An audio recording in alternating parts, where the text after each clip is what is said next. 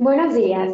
J. del Río agradece su participación en este webinar, esquemas reportables en México y otros temas a considerar para el cierre fiscal 2020. Es un placer presentar a nuestros expertos en el tema, quienes desarrollarán el mismo durante esta transmisión en vivo. Bienvenidos, Cintia Yáñez, directora de Impuestos en nuestra oficina de Monterrey, Eric Estrada, director de Impuestos en nuestras oficinas de Guadalajara, y María José González, gerente de precios de transferencia. En este momento, cedo la palabra a Eric Estrada, quien dará inicio con la exposición. Adelante, Eric.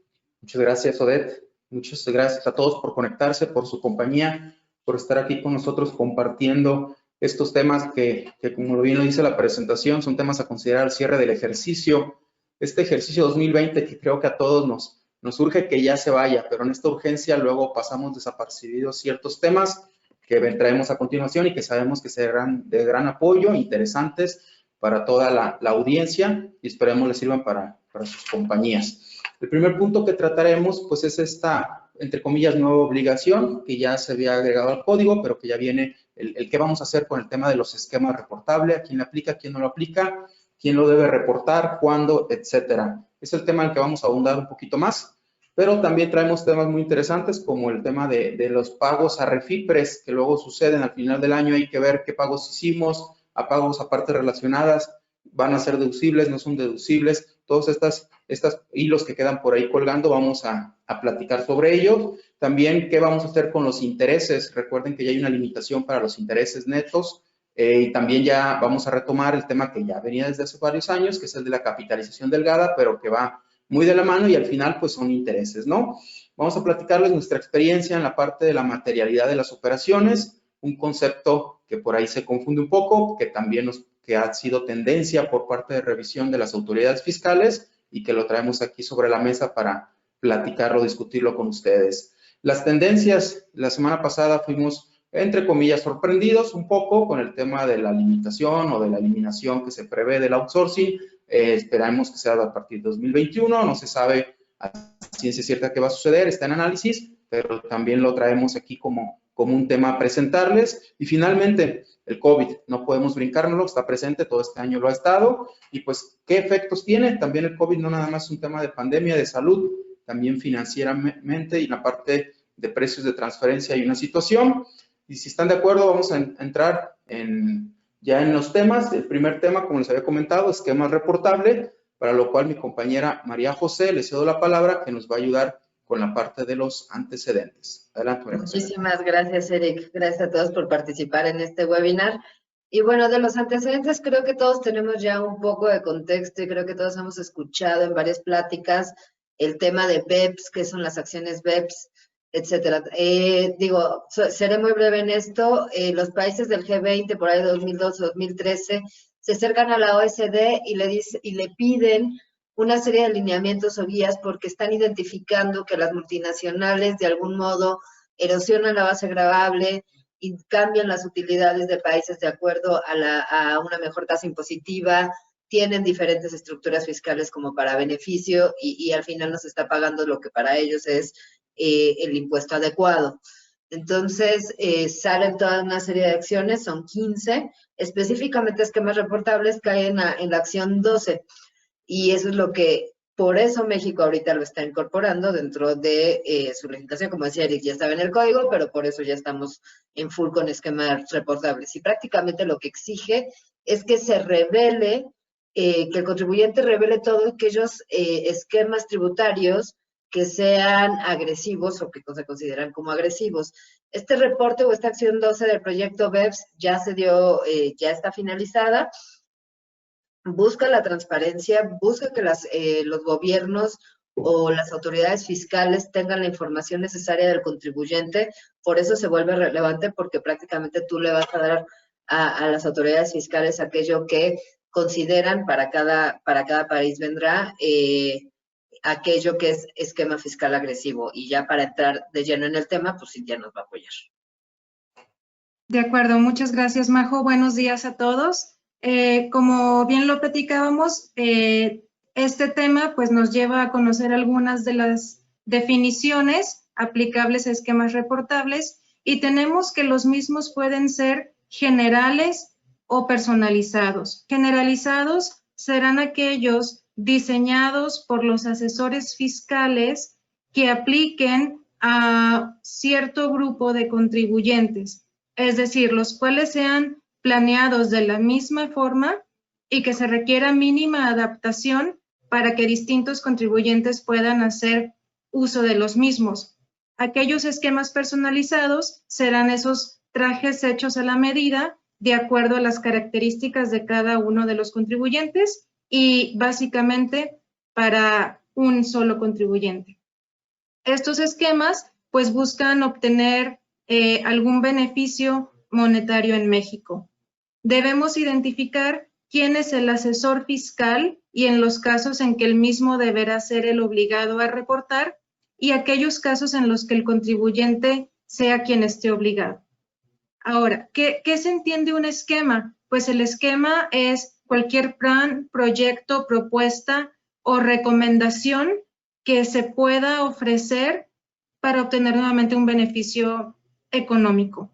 Estas recomendaciones pueden ser de forma expresa o de forma tácita, así lo menciona la ley. Entonces, deberemos de poner atención en cómo se reciben estas recomendaciones, porque pudiéramos caer en algún esquema que se tenga que revelar.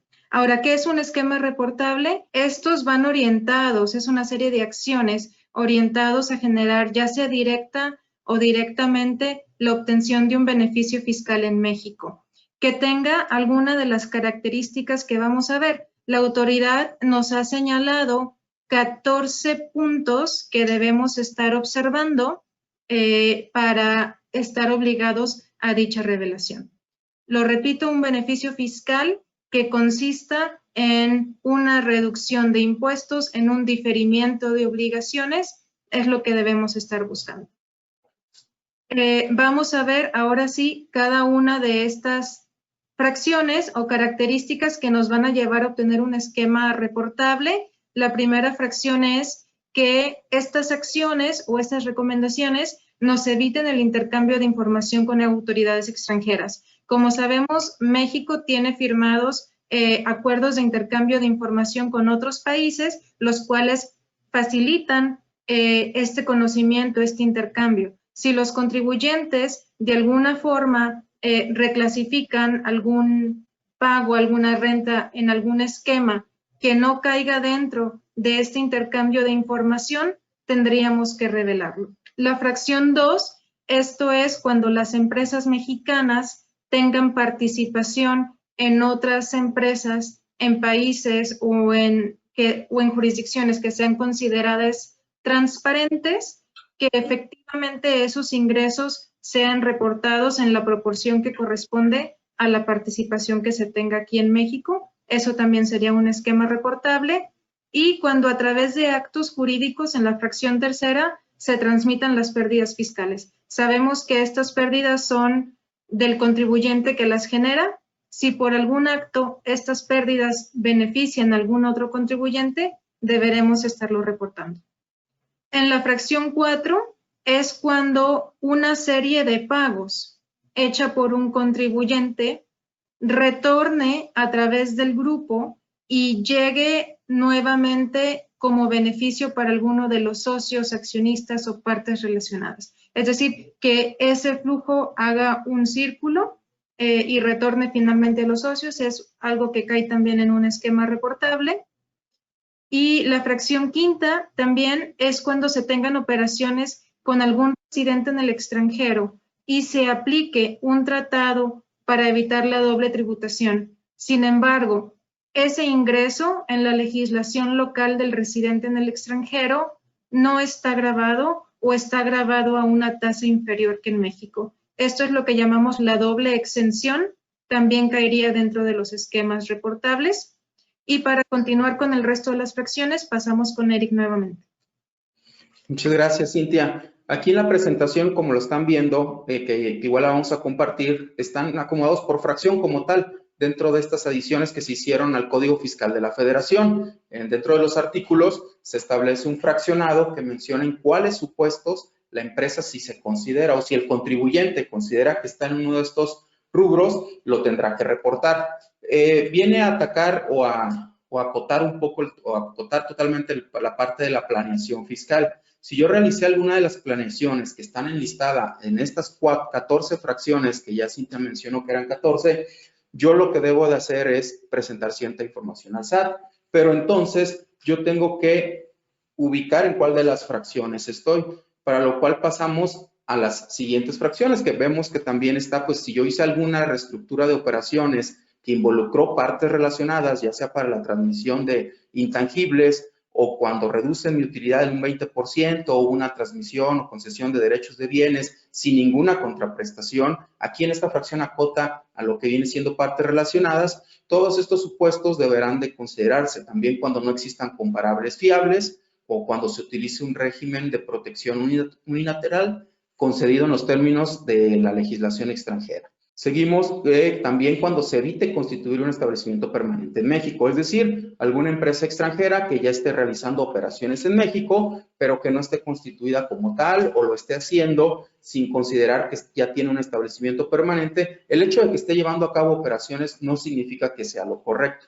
y no significa que deba de seguir siendo así. Viene a acotar y a limitar este tipo de operaciones. En su caso, si se identifica que estamos haciendo o estamos evitando dentro de nuestro esquema el constituir un establecimiento permanente en México, deberá de manifestarse, ¿sí? También cuando hay una transmisión de un activo depreciado que permite su depreciación por otra parte relacionada, es decir, una doble depreciación, también está considerado.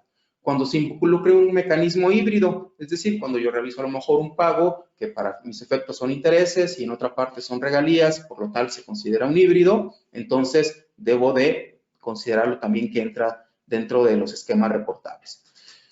La fracción 10 también nos habla de cuando se evite la identificación del beneficiario efectivo de ingresos o de activos. Como recordarán, hay ciertos pagos al extranjero que lo que sigue no es a quién se realiza el pago, sino quién está detrás y quién es el beneficiario efectivo de estos. Entonces, también esta es una parte que está contenida en la fracción 10 de que debe ser contemplada.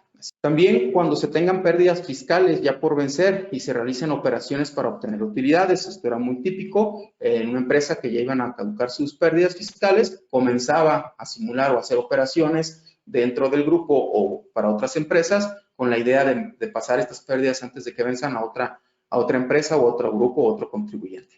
También cuando se evite la aplicación, recordemos que hay una tasa adicional del 10% de 2014 de dividendos, entonces deberemos también de considerarlo y también es un esquema reportable para efectos del Código Fiscal de la Federación. Igualmente, cuando se otorga el uso de un bien y arrendatario, a su vez otorgue el uso del mismo bien arrendado a una parte relacionada, también deberá ser considerado. Y entramos a la fracción última que está en la siguiente lámina, que también nos habla de cuando se involucren operaciones cuyos registros contables, ojo, incluso cuando el propio registro contable o fiscal presente diferencias mayores al 20%, exceptuando diferencias por el cálculo de depreciaciones, obviamente, porque en automático no lo podrá traer, también esas diferencias en un 20% deberán ser consideradas. Habíamos platicado desde el inicio de 14 fracciones. Sin embargo, nos permitimos en la presentación agregar un 15º punto, que es el de otros. ¿Por qué el de otros? Porque estas modificaciones están en los artículos del 197 al 202 y contempla dentro del artículo 199 en su último párrafo que adicionalmente será reportable cualquier mecanismo que evite la aplicación de los mencionados anteriormente en otros párrafos de ese mismo artículo, en los mismos términos del capítulo de esquemas reportables. Por lo tanto, cualquier tema que esté relacionado con la evasión o disminución de una tasa fiscal o beneficio para la hacienda pública deberá de ser reportado. Por eso es mucho ojo y nuestra recomendación es analizar cada esquema o si tienes dudas, estarlo platicando. También estos esquemas reportables se había señalado en su momento pues que teníamos ciertos pendientes, es decir, ya estaban contemplados en la legislación fiscal, en el Código Fiscal de la Federación, pero aún nos hacían falta ciertas cuestiones. Por ejemplo, no teníamos las reglas de carácter general para la aplicación, no teníamos, se hablaba también de que se podría llegar a un acuerdo estableciendo ciertos parámetros sobre los montos mínimos de cuándo reportarlos o cuándo no reportarlos. También cómo lo vas a reportar, a través de qué formato, cómo va a ser presentado ese esquema, cuál va a ser la guía, quién va a revelar, quién no va a revelar, aunque sí se menciona desde el código, hay ciertas dudas, sobre todo, repito, con el tema de los instructivos y guías.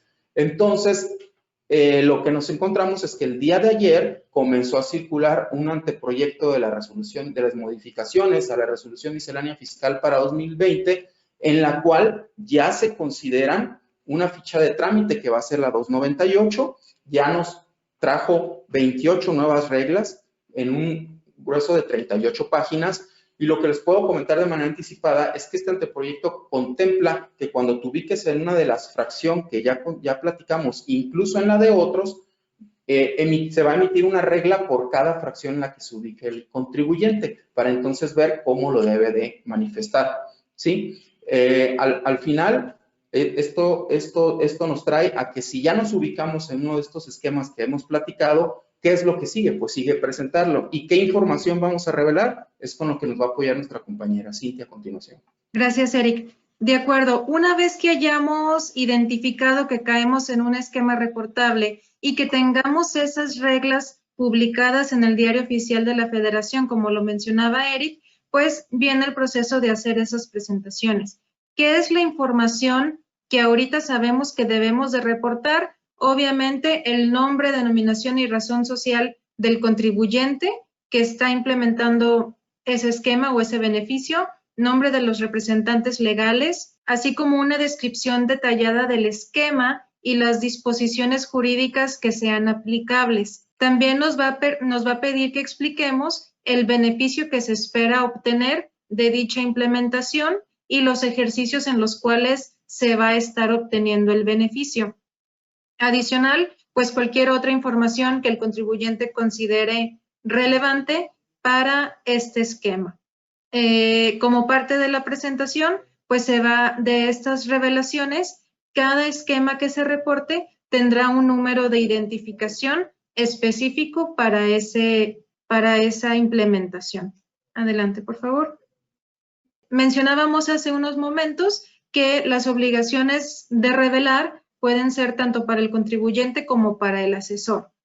El contribuyente, ¿en qué casos estará obligado? Pues cuando dichos beneficios que se obtengan sean por la realización de operaciones con partes relacionadas residentes en el extranjero. En este caso, es el contribuyente quien debe hacer la revelación.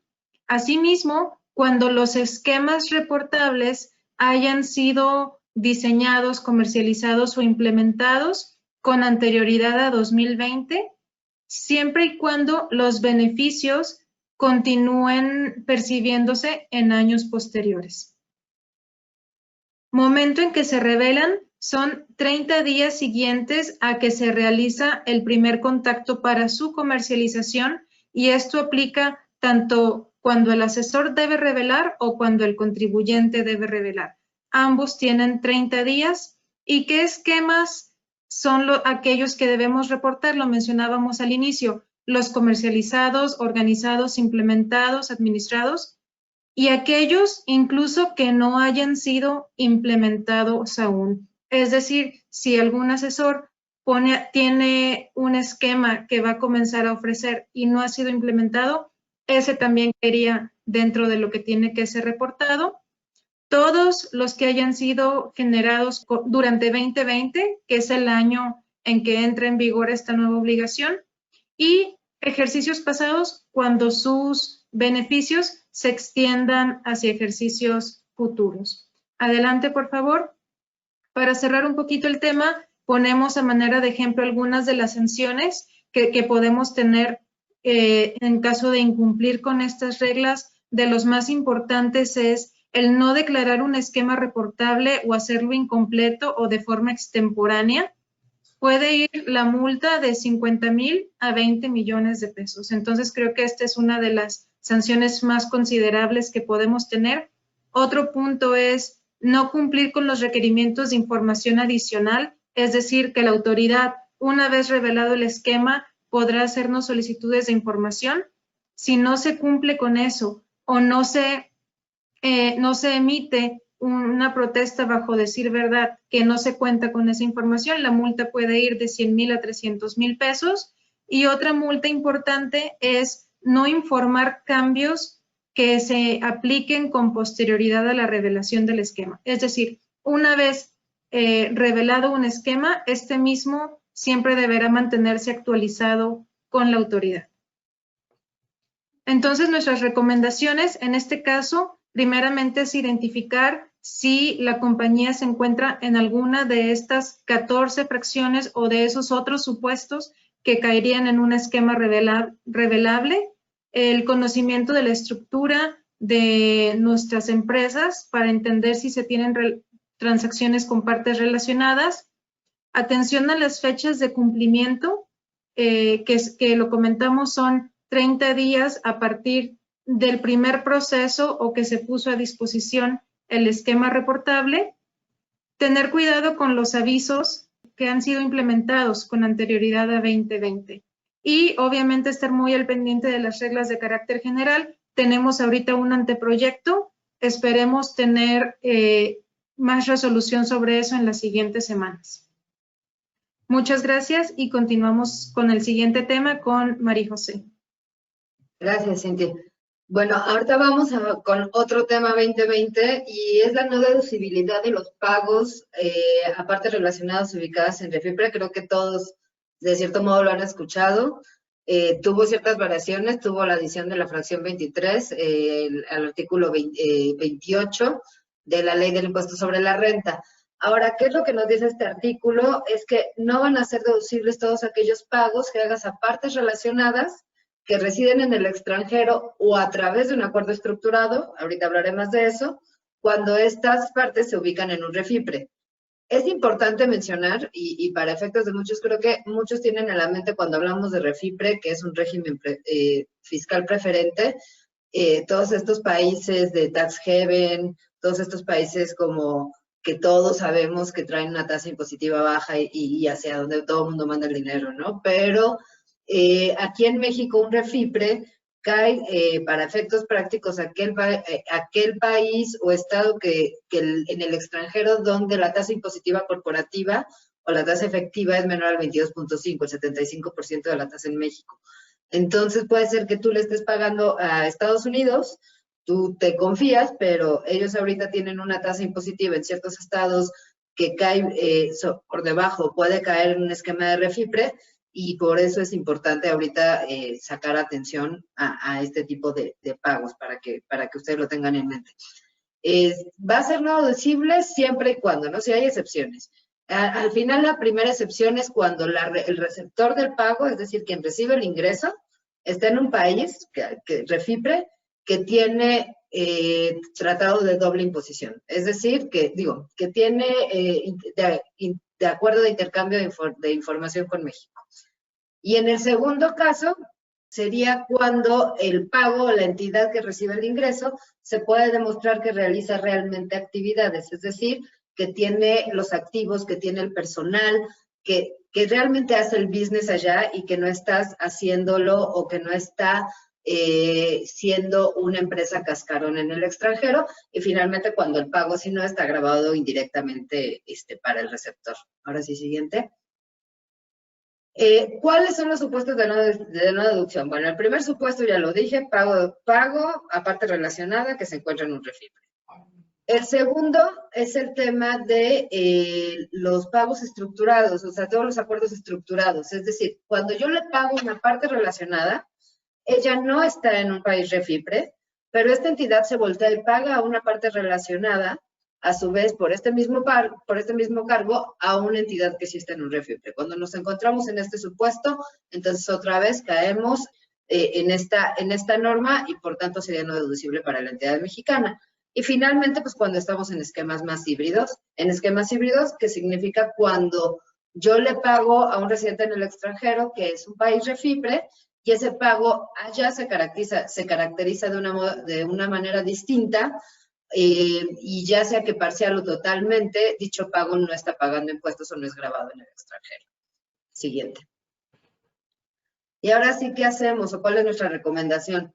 Bueno, primero identifica, ¿no? O sea, creo que lo primero que tenemos que hacer todos es aquellos pagos al extranjero, por favor identifica que si no lo estás haciendo a un Refipre, Y ya a partir de eso, pues ahora sí va el defense file, ¿no? Documenta, nosotros podemos ayudar con eso, pero como dije, las excepciones para que se pueda hacer deducible es finalmente demostrar que la otra entidad, que la receptora del ingreso, sí está realizando actividad de negocio. ¿Cómo demostramos eso? ¿Cómo creamos un defense file? Pues vamos a ver qué funciones realiza, cuáles son los departamentos, el personal, los activos que tiene, tangibles e intangibles, los riesgos que asume y toda esta parte. Vamos a tener soporte documental. ¿Qué podemos tener de soporte documental? Además de facturas, órdenes de servicio de compra, cuestionarios, etcétera. Y bueno, por último, no menos importante, hay que analizar nuestro contrato de intercompañía a la luz de este artículo para identificar que no haya nada que se diga en él que pudiera ser o que pudiera afectar a la entidad y que realmente veamos que está escrito como realmente se están realizando las operaciones. Y bueno, yo dejo a Eric con el siguiente tema adicional, con el tema de materialidad. Gracias, María José. Pues vamos a entrar a un tema que, como les mencionaba, no hay una definición como tal en la parte fiscal de nuestras disposiciones. No la existe una palabra que digamos que materialidad significa X o Y circunstancia. Sin embargo, sí hemos visto que a partir del 2019 ha cobrado gran relevancia. Para este año 2020, no es secreto que las autoridades fiscales han hecho un trabajo muy fuerte en la parte de fiscalización para la obtención de los recursos para el gasto público. Y han basado el tema de la materialidad más allá del 69B, donde para mi opinión tiene sus orígenes o de lo primero que se habla en el 69B, pues es de comprobar que las operaciones efectivamente se hayan realizado. Y no solamente entre partes relacionadas, sino también entre partes independientes. En su momento la materialidad era muy poco atendida, muy poco cuestionada, incluso por la parte fiscal estábamos acostumbrados que mientras que hubiera pago, factura y se haya recibido el servicio, con eso bastaba, ¿no?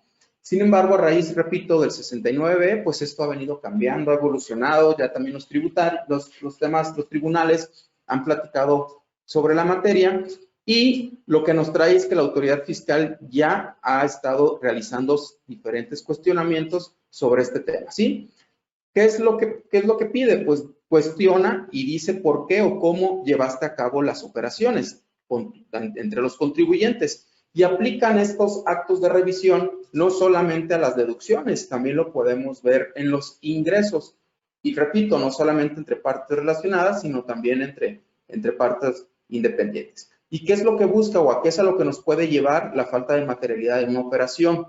Pues que la principal problema es que la autoridad puede desconocer las deducciones. Por ejemplo, en una devolución de IVA puede devolver una cantidad menor o puede negar la devolución, en su caso rechazarla, puesto que argumenta que no existió materialidad en las operaciones o pone en tela de juicio que las operaciones realmente se hayan llevado a cabo.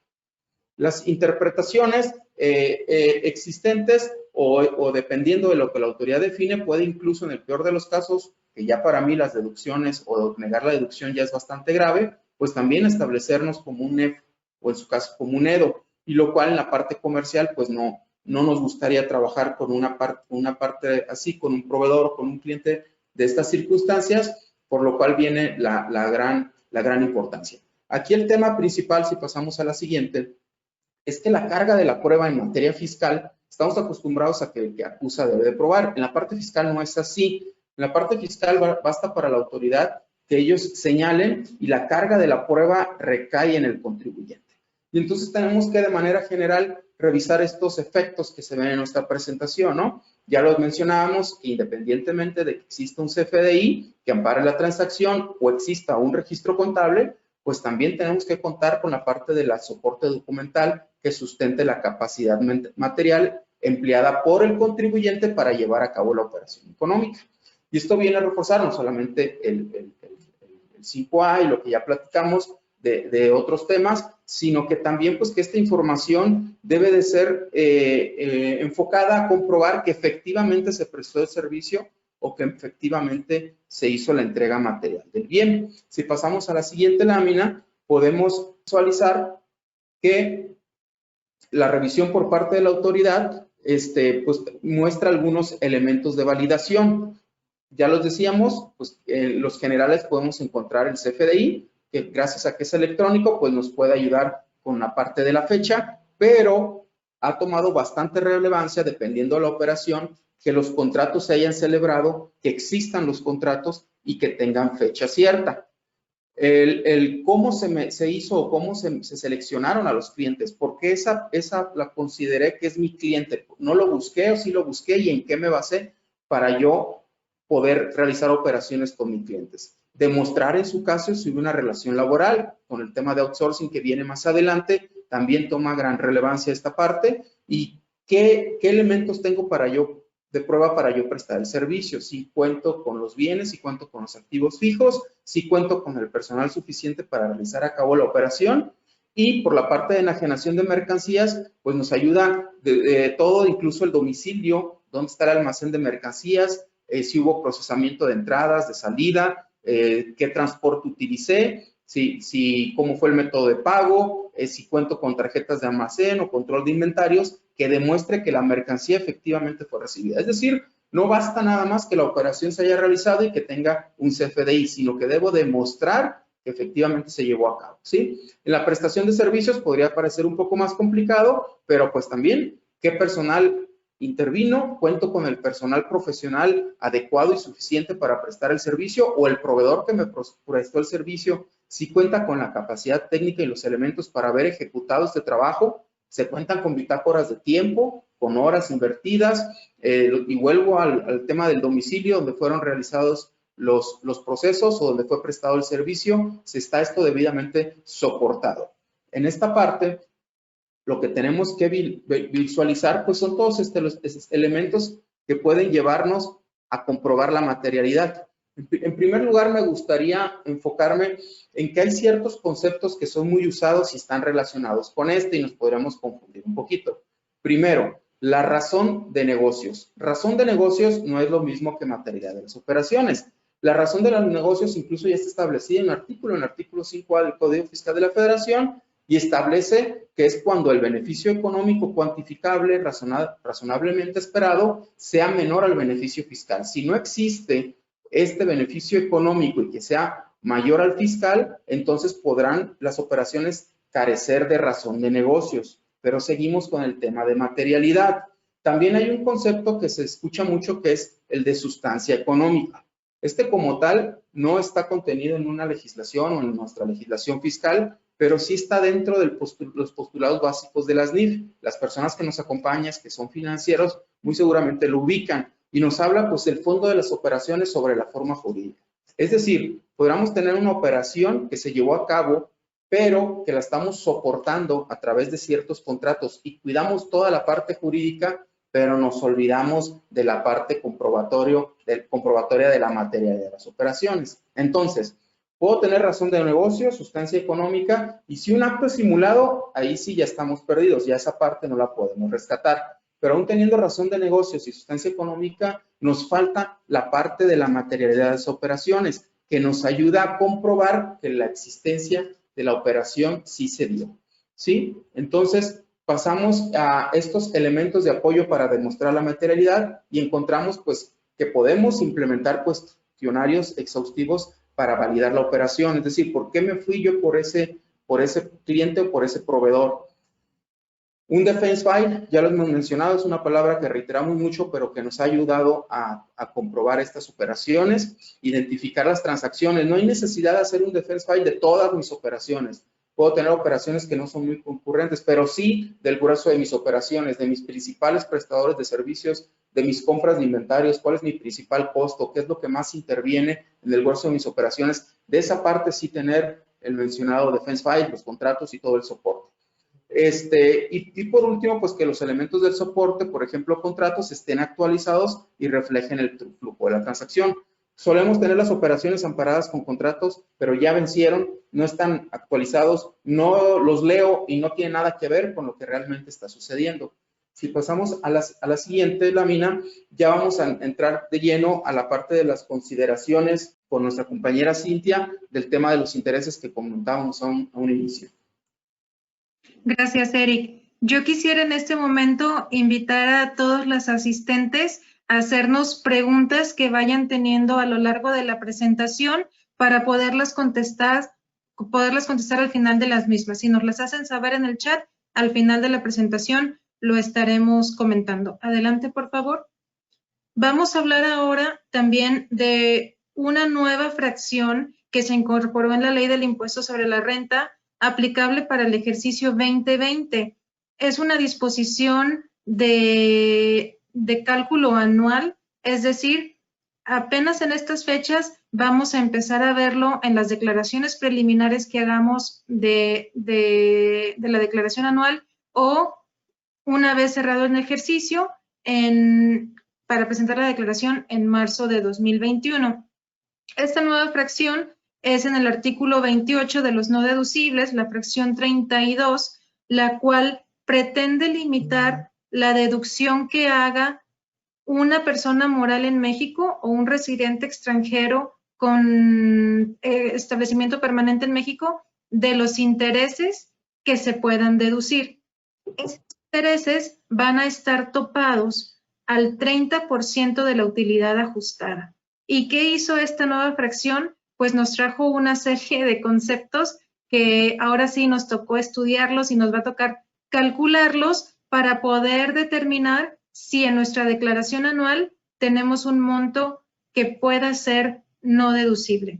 Esta regla tiene una exención o un monto mínimo de 20 millones de pesos. Es decir, aquellos intereses que no rebasen 20 millones de pesos no les aplica esta fracción. Asimismo, las empresas o los grupos que tengan intereses podrán aplicar esta exención de una forma proporcional. También lo que nos dice esta fracción es que debemos de considerar los intereses del grupo. ¿Quiénes son grupos? Pues todas las personas morales en México o los residentes en el extranjero con establecimiento permanente en México que estén relacionados de alguna forma.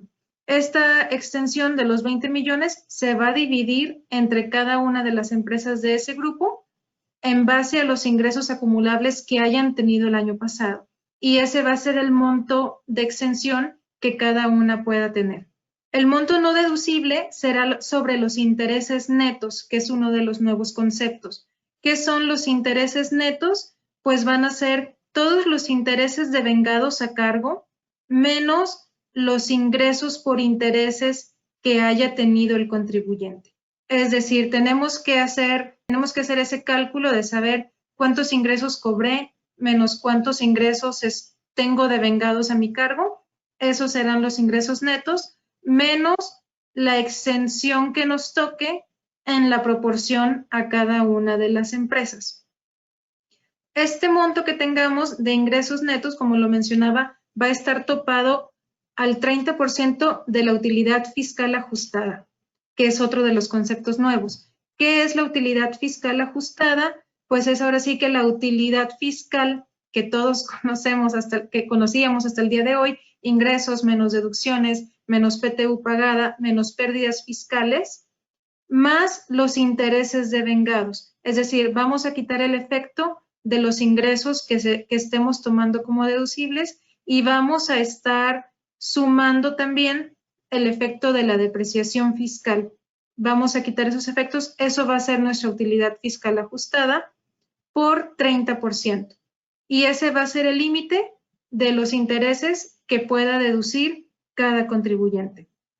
Es decir, si el contribuyente no genera una utilidad fiscal ajustada, estaríamos en el supuesto donde no se puedan deducir en este ejercicio los intereses netos de los que estamos hablando. Ahora, no todo está perdido porque esta fracción va similar a las pérdidas fiscales, es decir, algún interés que no pueda ser deducido en este ejercicio, lo vamos a arrastrar o nos lo vamos a llevar hasta los 10 ejercicios siguientes. ¿Qué va a pasar de aquí en adelante? Cada año vamos a hacer este cálculo y vamos a sumar cualquier cantidad que haya quedado pendiente del año anterior y nuevamente hacer el cálculo. ¿Qué intereses? Si no se pueden deducir dentro de estos 10 años, pues se perderá el derecho a deducirlos. Y lo que nos dice también la regla es que vamos a deducir primero aquellos intereses de años más pasados. Cabe señalar también una acotación que en este cálculo diferente a lo que conocemos en capitalización delgada, no se consideran ganancias cambiarias o pérdidas cambiarias para la determinación de los intereses netos. Adelante, por favor. Y otro punto importante es, algunos pudieran decir que por un lado tenemos el cálculo de los no deducibles, intereses no deducibles por capitalización delgada, y ahora tenemos esta limitante de los intereses de grupo o intereses netos. Lo que va a pasar es que el monto no deducible será la cantidad mayor que resulte de estos cálculos. Es decir, si tenemos capitalización delgada y los intereses de esta nueva fracción 32 son mayores, este es el monto que deberemos de tomar como no deducibles. Tener en cuenta que estos cálculos son de carácter anual, entonces una de las recomendaciones sería hacer un corte a lo mejor en el mes con información real a septiembre y octubre para estimar de qué forma vamos a quedar hacia fin de año. Y bueno, una última exención es que esta regla no aplica para intereses de proyectos de exploración, extracción, transporte, distribución de petróleo y hidrocarburos. Estos intereses quedan fuera de esta fracción. Habiendo dicho esto, podemos pasar al siguiente tema. Eric, si nos apoyas, por favor. Claro que sí. Bueno, ¿qué se espera en la parte del outsourcing? Como todos sabemos, la semana pasada, entre comillas, nos sorprendió nuestro presidente dando el jueves, para ser exacto, el jueves 12 de noviembre, un comunicado que dio en estas conferencias matutinas que hace todos los días, donde anuncia un proyecto de reforma, así lo mencionaron, para eliminar el outsourcing. Aunque no se elimina por completo, sí lo sigue permitiendo. Pues es una reforma que sí viene a impactar considerablemente las operaciones de varias compañías, de varios contribuyentes. No es, decía yo, que es relativamente nuevo, porque ya en su momento el senador Napoleón Gómez Urrutia había presentado esta iniciativa, de la cual nuestro presidente retomó el grueso de esta, casi toda la plasmó muy parecida y la presenta ante diputados. ¿Cuál es la estructura actual que tienen la mayoría de las compañías? Bueno, tiene una empresa operativa y una empresa que es prestadora de servicios.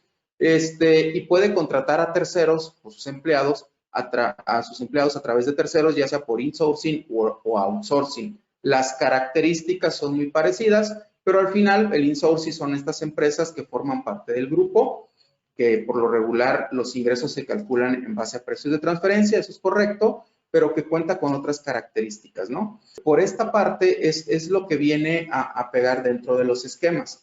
Es la parte que debemos de considerar, pues ya que el punto de vista de la autoridad, independientemente de esta reforma, ya venía cuestionando las operaciones de outsourcing. Creo que a varios nos ha tocado en nuestras compañías que ya venían analizando, pidiendo información y comprobando el tema de que realmente este servicio fuera prestado y de que realmente exista la prestación del servicio sin que exista como tal una negativa a que los empleados estén dentro de nuestras compañías. ¿Qué es lo que hace? Pues textualmente el presidente propone eliminarla. Ya esto nos da un norte de hacia dónde va o en qué sentido va la iniciativa, porque el SAT, derivados análisis que ha realizado, pues presume que estas empresas por lo regular no pagan IVA, que los salarios a los cuales trabajadores están sujetos no son los reales y por lo tanto también se están evadiendo cuotas para efectos del IMSS, y pues ya lo que quieren es que las empresas tengan sus empleados contratados directamente.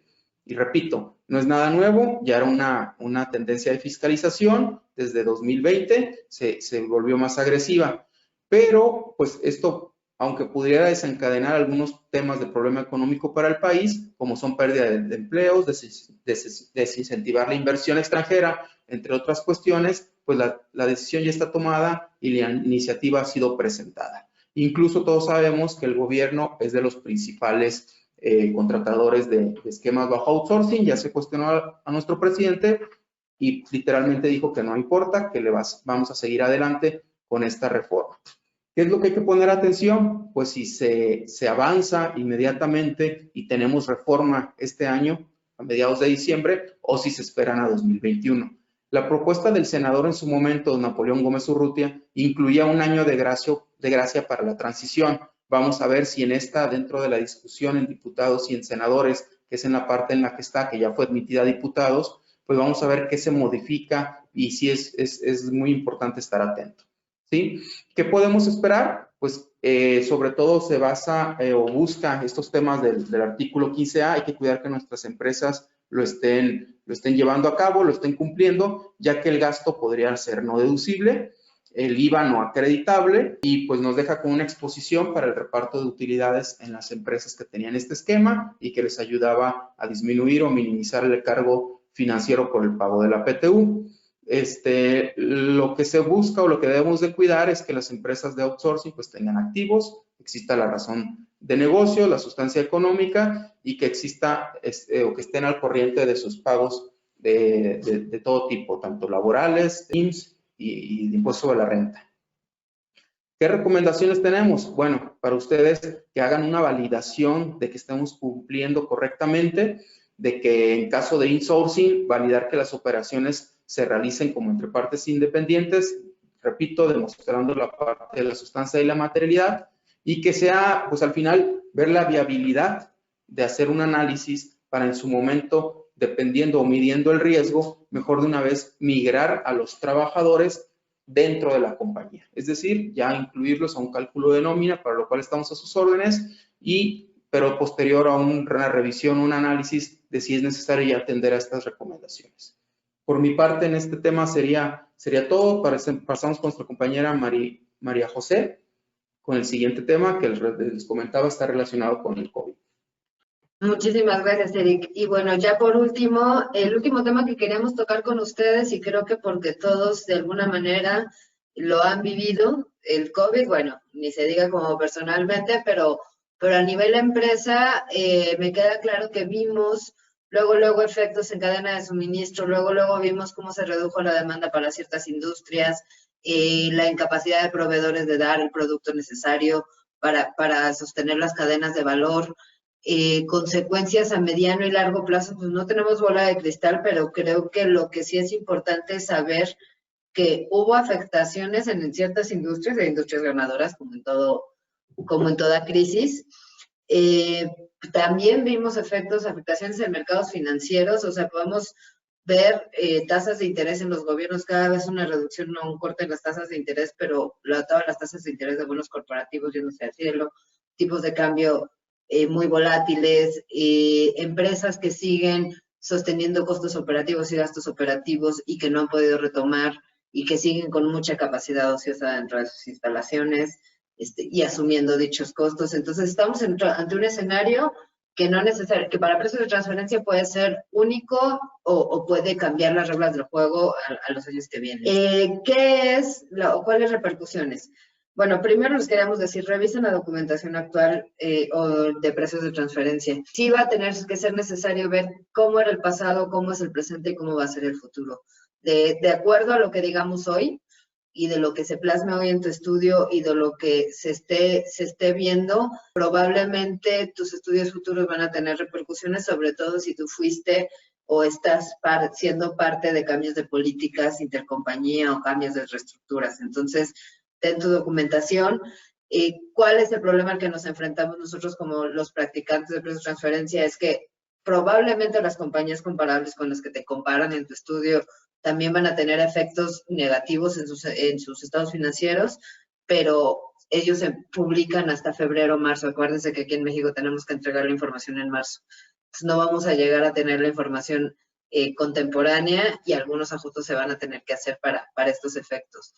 Hay que considerar que los ingresos de las empresas sí están en función de sus activos, funciones y riesgos. O sea, si asumiste un riesgo que no se esperaba o que estaba contractualmente y este año lo tienes que asumir y te llevó a pérdida, va a tener una consecuencia. Si eres de riesgo limitado y así está establecido y eres con un markup establecido, pero de algún modo no estás llegando a ver cubiertas tus necesidades, hay que ver y analizar por qué y si esto es correcto o no. Si estás viendo reestructuras en tu grupo, cambios en políticas de precios de transferencia, para muchos va a ser inevitable, ya fue inevitable, entonces es necesario documentar y bueno, para ciertos casos también considerar la aplicación de cláusulas de fuerza mayor o cómo se van a alterar los términos contractuales. Voy a hablar de 2 transacciones rapidísimo, porque seguramente ustedes las tienen. El impacto en financiamiento. Consideren para precios de transferencia si en el mercado abierto hubo posibilidad de reestructura de créditos.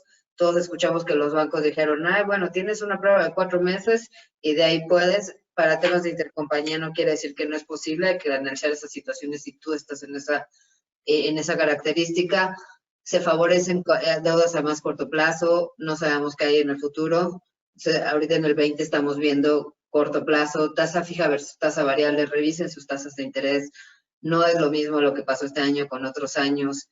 Si tú estableciste tu tasa de interés este año específicamente, el año que sigue la tienes que revisar porque hoy las condiciones de mercado están bastante alteradas. El riesgo país en México ahorita está súper alto y catalogado así, entonces consideren todo esto a la hora de revisar su financiamiento con partes relacionadas. Y finalmente, pues para el tema de regalías, solo considerar cómo están haciendo el pago de regalías, si este año se requiere hacer dicho pago, si tiene sustancia, si no, si tu intangible está generando valor, si es posible, si vas a tener la liquidez para poder realizarlo, considerar efectos escalonados en regalías o posibilidades otras alternativas.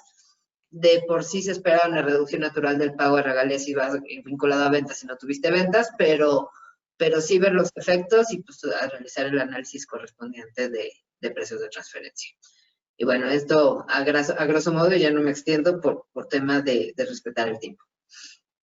Gracias. Muchas gracias, Marijó. A manera de resumen, ¿qué les venimos a presentar el día de hoy? Esquemas reportables, ver si nos aplica alguna de esas 14 o en otra que nos consideremos para presentarlo, irlo analizando. Estamos a sus órdenes para analizar cualquier tema en el que se tenga duda y de última hora, por así llamarlo, en lo que presentamos el webinar, nos dimos cuenta que ya las reglas de carácter general aplicables al tema de esquemas reportables ya fueron publicadas el día de hoy en el Diario Oficial de la Federación. Ya son oficiales, hay que checarlas, igual a través de nuestros boletines o medios de comunicación o contacto con ustedes, les haremos saber las generalidades de este tema, pero ya fueron publicadas, por lo tanto ya hay forma oficial en la que se puede presentar el esquema reportable en caso de que me aplique, que por muy simple que parezca, es posible que estemos en alguno de los supuestos de lo que tengamos que reportar.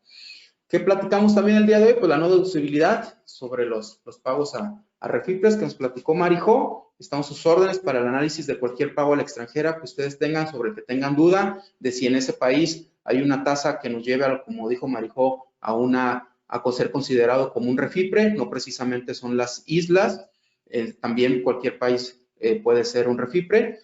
Consideraciones, pues ya lo platicó Cintia, que hay que tomar en cuenta, que hay que considerar para el tema de la capitalización delgada, cuidarla y la limitante de la deducción de los intereses netos, los efectos del COVID, también lo analizamos, para lo cual seguimos a sus órdenes, cualquier tema que tenga que ver con precios de transferencia que nos ayude a aplicar algún ajuste derivado de estos temas de la pandemia. Mi compañera María José, experta en precios de transferencia, está a sus órdenes. Materia de las operaciones, el Defense Batch es muy importante, quedamos de igual manera a sus órdenes en lo que les podamos ayudar, cualquier operación que quieran analizar. Les repito, no es necesario que tengan analizadas el 100% de sus operaciones, pero sí la que representan su principal deducción o su principal acreditamiento de IVA. Y por final, pues vamos a seguirle dando seguimiento al tema del outsourcing. Les comunicaremos mediante nuestros medios de contacto cualquier actualización. Hay que estarle echando un ojo, estar al pendiente. Por nuestra parte sería todo. María José, Cintia, no sé si quieran agregar algo más. Porque no, pasaríamos gracias. a la parte de preguntas y respuestas. Muchas gracias a nuestros expositores por el tema que presentaron el día de hoy. Comenzamos con la sesión de preguntas y respuestas. Y les recuerdo que si al final de este bloque, por cuestión de tiempo, algunas preguntas quedan sin resolver, pierdan cuidado porque las estaremos respondiendo por correo electrónico. Bueno, y además nos gustaría recordarles que esta plática estará disponible en nuestro canal de YouTube en los próximos días. Vamos con la primera pregunta por parte del público y esta dice así. Si he identificado que implementé una operación que cae en esquemas reportables en 2019 y sus beneficios se extienden por varios años, ¿quién debe reportarlo? Buenos días, Oda. Yo te apoyo con esa respuesta. En dado caso que el esquema haya sido implementado con anterioridad a 2020, es responsabilidad del contribuyente revelarlo. Como lo platicamos hace un momento, ya las reglas están disponibles a partir del día de hoy en el capítulo 2.22, entonces estén al pendiente de los boletines que vamos a estar emitiendo para poder revisar esas reglas. ¿En qué sentido? Bien. Muchas gracias, Cintia. En la siguiente pregunta, ¿todos los pagos hechos a mi parte relacionada en un país REFIPRE son no deducibles? Hola, no, en este caso, bueno, en principio sabemos que sí y hay excepciones, ¿no? Hay que checar las excepciones que dije, que se tenga un acuerdo amplio de intercambio de información con ese país, en México, y el otro es que la entidad que recibe el ingreso, que sea parte relacionada, demuestre que tiene actividad empresarial, ¿no? Que tiene personal, que tiene los activos para realizar su actividad, etcétera, todo lo que mencionamos. Muchas gracias, María José. Y la última pregunta, por cuestión de tiempo, ¿existe una serie de requisitos que debe incluir el defense file en caso de que la autoridad cuestione sobre la materialidad? No existe, bueno, es mi tema, no existe como tal un listado de conceptos que haya publicado la autoridad en el cual nos podamos basar para la materialidad. Sí les puedo decir que ningún documento está de más. Muchas veces nos apoyamos muchos en los ERP y dejamos todo a los ERP y nos olvidamos del tema de la documentación.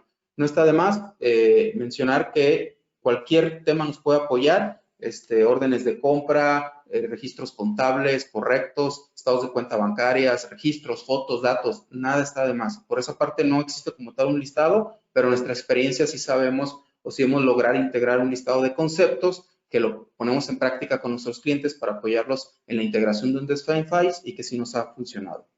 Gracias, Eric. Bueno, hemos llegado al final de este webinar. J. del Río, ayudando a empresas a hacer negocios en Latinoamérica, agradece nuevamente su interés.